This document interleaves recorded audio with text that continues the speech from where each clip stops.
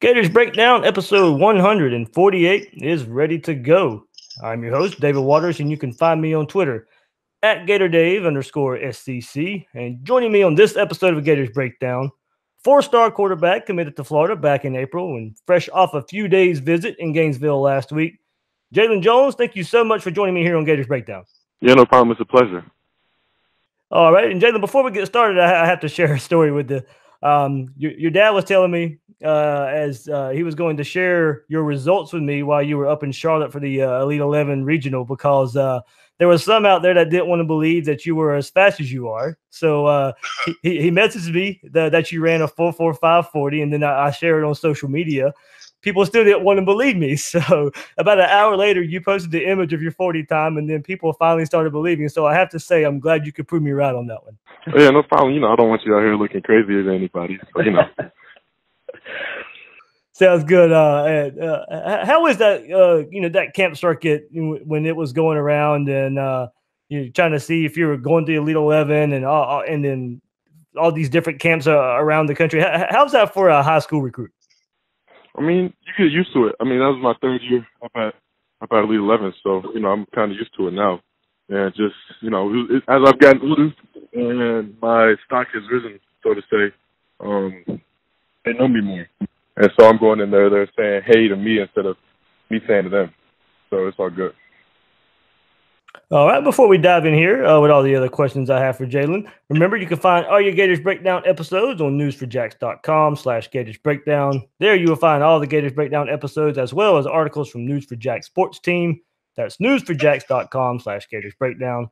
Also, you can listen on iTunes, Google Play, and YouTube if you want the video version there. And when using those services, please share, rate, and review the show. Let Gator Nation know what they're getting with Gators Breakdown. Also, follow Gators Breakdown on Twitter and Facebook at Gators Breakdown. So, Jalon, we'll first of all just get straight to the point and go a little more recent here. How did the camp and overall visit go to Gainesville last week? It was great. I had a wonderful time. It was good just being down there with the guys, feeling like I'm a part of the team already, even though I'm just a commit. And so it was good talking to all the recruits that I got to meet down there. It was great talking to all the players, and it was even greater talking to all the fans and people that were looking forward to me becoming a Florida Gator next year. Yeah, the excitement levels there for sure. Talking about the fans, how has it changed since you've committed to Florida? Of course, we know the history of you and Dan Mullen, but how's the Gator Nation been treating you so far? Well, Florida fans are great. I know I took a couple Ubers around town while I was down there in Gainesville, and so once they saw my name pop up on and that they were picking me up, they were real excited. And we had a few fans that I talked to while I was down there, just excited for me to be down there and be in a commit, and excited that they got to meet me. So I felt a lot of love being down there. Good deal. And we know much more about Dan Mullen as a coach, but what are you getting from him and the quarterback coach Brian Johnson? It's all good. They're good people. I have a real good relationship with Coach Mullen, and I'm getting a better relationship with Coach Johnson. So I really can't complain. They're treating me real nice, and so they're just great guys. What are some of the things that you've learned from the camp last week that you'll take into your senior season as those guys are coaching you up a little bit? Just little stuff that they were breaking down with my throwing mechanics and all that. Just little stuff like that I'm going to incorporate into my game in the up-and-coming season. And, of course, there was interest and a commitment to Mullen at Mississippi State, as I mentioned a little while ago. And that followed him, being head coach at Florida. What sold you on Dan Mullen early, and was there ever much doubt that you would commit to him again? He was just an all-around good guy the first time I committed to him at Mississippi State. It was just a good, wholesome family feeling that I had. I had not only good talks with him, but his wife, Miss Megan, as well. And so, and when I went down there, it just sold me a lot more on everything that he was trying to get done and everything he was doing. And so I've noticed on your Twitter profile, you have the header of Dak Prescott. Does his past players play much into and what those guys have gone on to do in the NFL play much into the reputation for why you've committed to Dan Mullen? His track record speaks for itself, with all the quarterbacks that he has in the league. So, I know that he can develop me as a top-notch quarterback. And now, since you've been committed, how's the recruiting process going now? Since you've committed to Florida, has it calmed down any, or are there other schools getting after you even more? I talked to your dad, and he shared some other schools are trying to get you to rethink your commitment to Florida. I mean, I knew that was going to happen anyway, but a bunch of schools are still hitting me up, talking to me, trying to get me to commit to them. And so, I'm just being respectful and telling them, hey, I'm a Florida Gator, so leave it at that. Is there one particular school that's after you harder than the other ones? Ohio State, most likely. And that's understandable. If you're a fit for Dan Mullen, you're a fit for Urban Meyer. So that's the way that one's going to go. So, but we're glad to have you in Gainesville. So, yeah, definitely. We talked, and you were on campus, and you talked about the fans, and you were around some other players as well. How do you see the current crop of and group of quarterbacks for the Gators? Did you get to interact with them on visits? And have you picked up anything from Felipe Franks, Kyle Trask, Emory Jones, and those guys going through their first spring with Dan Mullen? I talked to them a lot. They're real good guys and really nice people that I got to talk with. And, I hung out with them a lot in the meetings and hanging out on the town. And so they're real good guys, and they're just excited to see what Coach Mullen can bring to their game and get them better. And talking about when you would come and you would play, would you prefer to redshirt or step right in and play if you can? I want to step right in and play. That sounds good. Coming in right away. A lot of people don't think a true freshman can come in, but I think with your size and your speed, you come in with a determination. I think you coming in right away. That would, with that mindset, I think would speak pretty highly of coming in and trying to get that done. Yeah, I mean, I'm here for the betterment of the team, and so if they want me to redshirt, then I will. But that's not on the agenda for anybody right now. Gotcha. And I don't expect you to give certain names or anything here, but how involved are you in recruiting other players, and how do you feel about the direction of getting some of your future teammates? I mean, I love recruiting. That's my favorite thing in the game, And so there's a few guys that are really sold on us that I'm just talking to and waiting for them to announce that they're going to commit. But that's really it. I'm just really excited about the recruits that Coach Mullen is going after and guys that I'm going to be playing with in a couple of years. So I'm really excited. Yeah, Jalon, and I'll add this one. You didn't get to go to the cookout. I guess it was about a month and a half ago. That really, kind of put Florida on the map as far as the summer recruiting circuit goes. Did you get some feedback from that Florida cookout that was some time ago? Not really. They're just saying that they had a good time. That's really it. Okay. More recent as well, toward the end of last week, there was some news you made by announcing that you're going to leave St. Francis and return to Richmond to play your senior season. What went behind that decision, and do you have an idea of where you'll play your final year of high school? Not really. I'm still trying to figure everything out. And what went behind that decision to leave St. Francis? I just wanted to be home to be around my parents. This is the last time I'm going to be around them until I graduate. Jalon Jones joining us here on Gators Breakdown. Jalon, there's not a lot of passing stats out there for you. Will we get to see you throw the ball a bit more this coming up senior season? Yeah, definitely. I mean, St. Francis, we really didn't throw the ball that much. Just only have like 10 attempts a game, and so my passing stats should be up more this year going back home. We'll get a little personal here and have some fun with a few questions here. Jalon, what do you like to do in your spare time? Is the Fortnite a big thing for you, like it is a lot of the other ones out there? I hate Fortnite. I never got into the whole thing with that. All I really do with my spare time is really just probably sleep because I work out so much. It's just I'm always tired. All right, there we go. And of course, we've seen a lot of the pictures out there that recruits go, and we've seen yours out there on social media. What's your favorite Florida Gator uniform combo, from the helmet to the jersey to the pants? How's it go for you? I mean, you can't beat the all white. There's nothing wrong with that. Shoot, orange and blue. I look good in pretty much anything, But all white, I guess, if I had to pick one. Gotcha.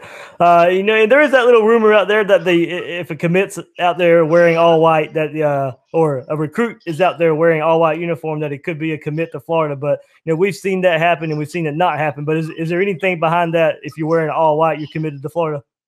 Oh no, I don't know about that at all.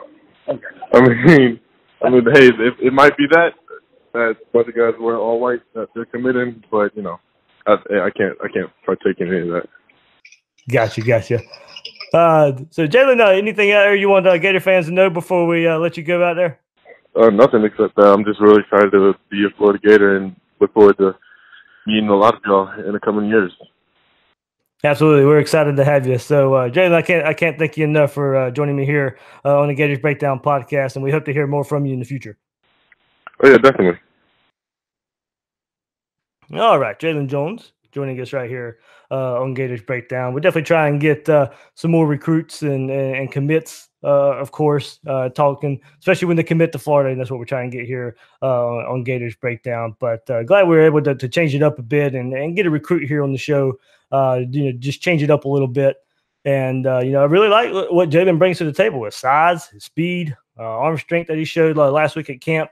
That really impressed there. I know a lot of people were making it a lot to do with him not making the Elite 11. But, hey, look, we've seen quarterbacks go out there and make that Elite 11, and they don't end up not doing too much in the college game.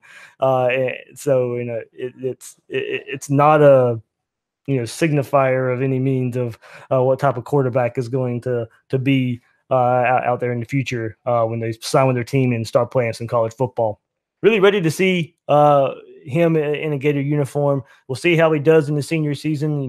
We mentioned and I asked, how if they thought he would go to an offense maybe more where he'll get to pass some more, and he is going to transfer. So maybe he does get to go to an offense where they pass the ball some more, and we get to see his arm in more live action than we got to see in the past. He is a runner. He is a darn good runner. I mentioned the 4.45 40 that he ran. He's going to be a weapon with his speed, and I think that's what could get him on the field early. We'll see what happens year one with Emory Jones as well under Dan Mullen. And this new redshirt rule that's passed last week with NCAA. These true freshmen now can come in and play up to 4 games and still get a red shirt. So there was a lot of question of whether how much Emory Jones would play. Did you burn a red shirt for that? Well, now these guys can play 4 games, and you may not be burning a red shirt so much that you think. Now you can get 4 games of film on these guys. So I'll be interested to see how Dan Mullen breaks it up. Maybe Emory Jones just comes out in fall camp and it doesn't matter, and he's the best quarterback on the roster, and he's starting from day one.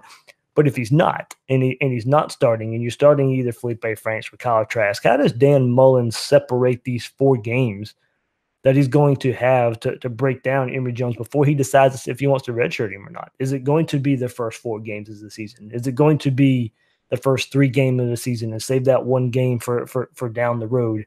Is it just 1 or 2 games and maybe he's not ready and then Mullen's going to save him for the rest of the season? He maybe starts him later on in the season to kind of see what's there. But now that there is at least the option of getting 4 games of game tape for these freshmen, so that can play in to if Emory Jones redshirts or not, what we get and see from Jalon Jones in year 1. Yeah, if Emory Jones red shirts, you would have to maybe think, unless Jalon Jones comes right in and is able to prove himself up against Emory Jones and the other quarterbacks that would be on the roster, can he come in and compete right away for a starting job? I think what he can do with his legs, that 4.45 40, he can start, or he can, get through these camps, get to his senior season of quarterback, or take from a little bit of the coaching he got from this camp from Mullen and Brian Johnson and apply it and get better and throwing the ball as well, or we just get to see more of it and he shoots up there and just gets better just by repetition and throwing the ball some more. Maybe he comes in as more as a weapon, but even more of a weapon. But I do think there is the possibility, just because of what we get from his legs, he can come in right away and be a weapon on the ground, and that may just keep him from being that red shirt and then coming in, like he says, come in right away and wants to play. So I like that mindset. I like that he's aggressive. He's coming in not wanting the red shirt. Look, he's going to be big enough. As he said, he likes to work out. He's going to keep getting that. He's going to come in and get in this Nick Savage program as well, probably pack on a few more pounds.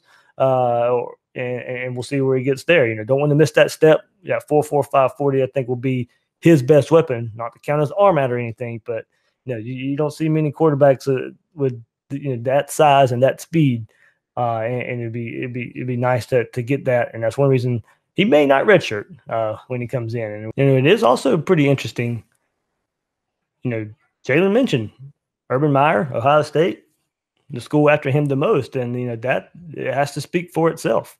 There, Ohio State, we know the reputation. We know the reputation of quarterbacks under Urban Meyer since he's been there as well. He keeps churning them.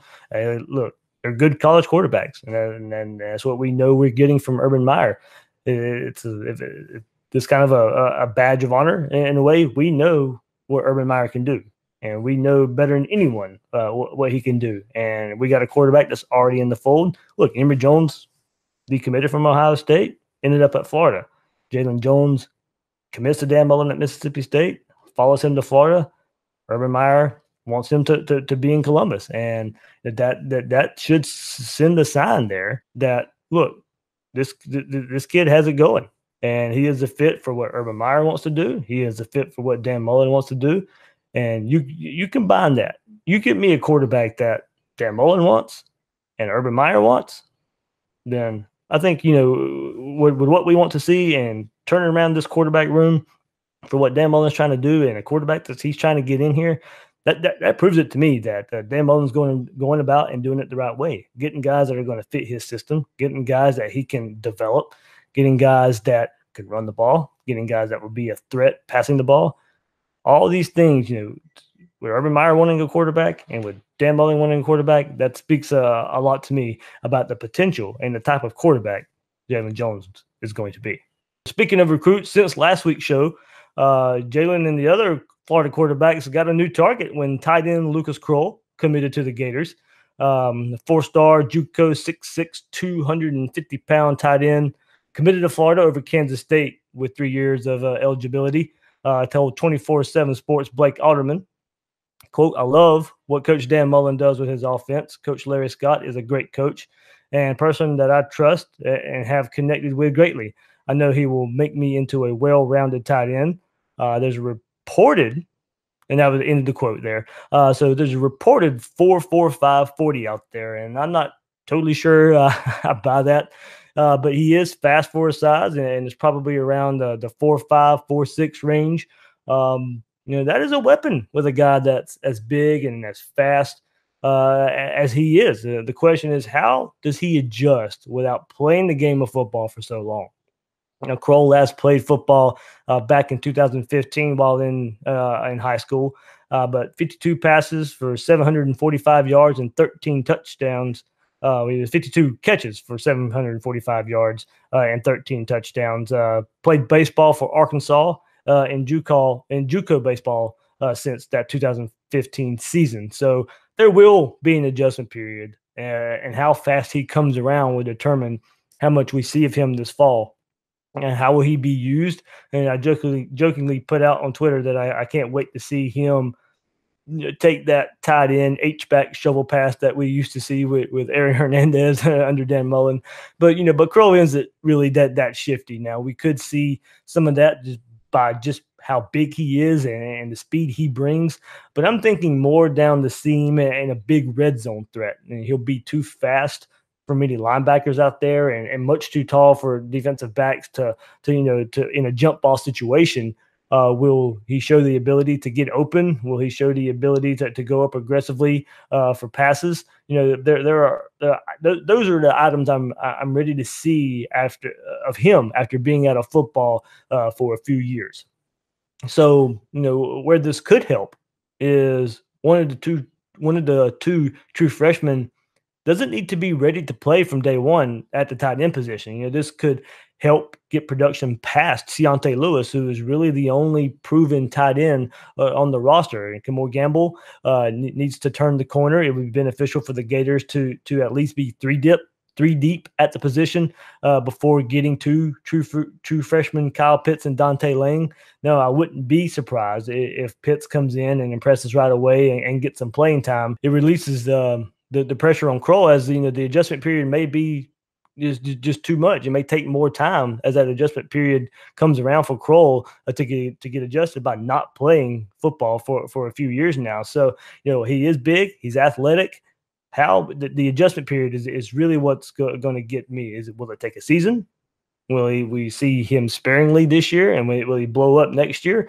We'll see. And the recruitment of Jaleel Billingsley is coming out there as well, where now it may be even more important that Florida got Kroll, because it looks like Billingsley, after fresh off of a visit to Alabama, may be leaning towards Alabama now. And who knows? We know with Billingsley that you get the visit high.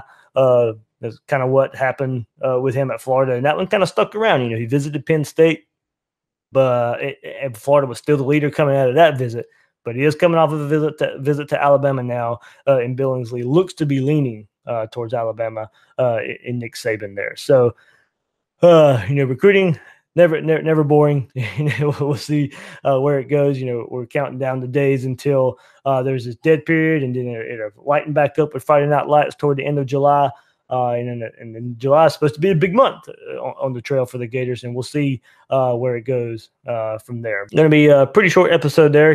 Just really wanted to get Jalon Jones in here, get his thoughts, especially after being on campus last week with the coaching staff and being around the team. And just really can't thank him enough for joining us here on Gators Breakdown. So Will was on vacation this week. We'll get him back next week, and we can discuss a lot of some of the things of what Jalon Jones said, expound on that even more, and we'll also hit our opponent previews coming up later in July. We'll start working on those soon, so be on the lookout for those. This summer in July we'll have an opponent preview for most of the opponents that Florida face. We'll hit Charleston Southern on an episode and then start going from there. Probably won't hit Idaho toward the end of the year. Just kind of those games are more about Florida than they are the opponent, but we'll definitely be breaking down the big SEC schools, all the SEC opponents, of course, FSU at the end of the year as well. So starting in late July, you'll be able to find the opponent previews. And that's going to do it for this episode of Gators Breakdown. Thanks again to Jalon Jones for joining me here. And, we're trying to do, like I said, more recruits. We'll try and get some more on.